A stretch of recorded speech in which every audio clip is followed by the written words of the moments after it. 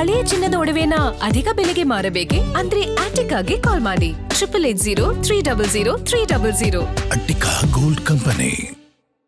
ಪ್ರಧಾನಿ ನರೇಂದ್ರ ಮೋದಿ ಅವರ ಆಸ್ಟ್ರೇಲಿಯಾ ಪ್ರವಾಸಕ್ಕೂ ಮುನ್ನವೇ ಭಾರೀ ಜಾಗತಿಕ ಆತಂಕ ಸೃಷ್ಟಿಯಾಗಿದೆ.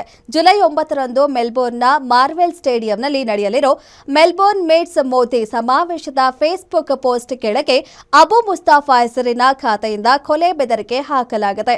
ಸ್ಟೇಡಿಯಂ ಮೇಲ್ಚಾವಡಿ ಮುಚ್ಚಿಡಿ, ಇಲ್ಲದಿದ್ದರೆ ಮೋದಿ ಆಸ್ಟ್ರೇಲಿಯಾಕ್ಕೆ ಬರುವುದು ಸಾವಿಗಾಗಿ ಎಂದು ಕಮೆಂಟ್ ಮಾಡಲಾಗಿದೆ. ಈ ವಿಷಯ ತಿಳಿದಿದ್ದಂತೆ ಅಲರ್ಟ್ ಆಗಿರೋ ಆಸ್ಟ್ರೇಲಿಯಾ ಫೆಡರಲ್ ಪೊಲೀಸರು ತನಿಖೆ ಚುರುಕುಗೊಳಿಸಿದ್ದು ಫೇಸ್ಬುಕ್ ಖಾತೆಯ ಐಪಿ ಅಡ್ರೆಸ್ ಪತ್ತೆ ಹಚ್ಚಿದ್ದಾರೆ.